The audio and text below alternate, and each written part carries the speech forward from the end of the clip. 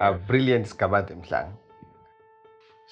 My history, as a result, dates back to Zululand, being Zulu. I'm Zulu anyway, originally from Zululand, that's South Africa. The name Brilliant is that you'd find a child being given two names, one name in the local language, what they called the native language at the time, and also then English.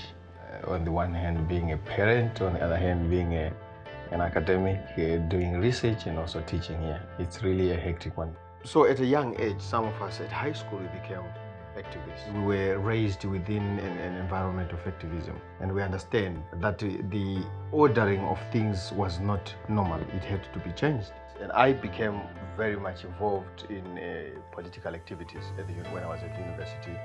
And this even came to a height when I became Secretary General of the Student Representative Council.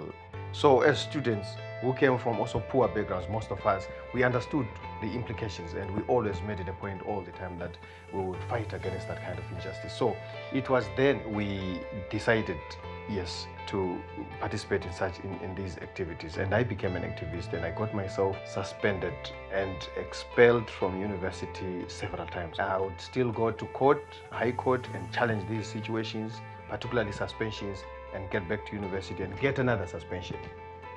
I am a direct victim and a direct survivor of the genocide, Kukrahonde genocide. I see myself as a conscious victim who has a struggle to fight for his people. That's, I think, in my life, one of the saddest moments of my life.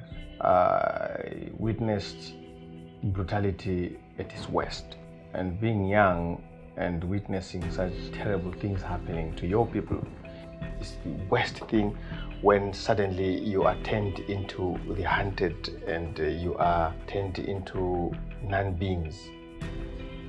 And it has jostled my people and was able to unite them, because they were all being massacred, brutalized, treated in the most inhumane of ways, simply because they are Ndebele.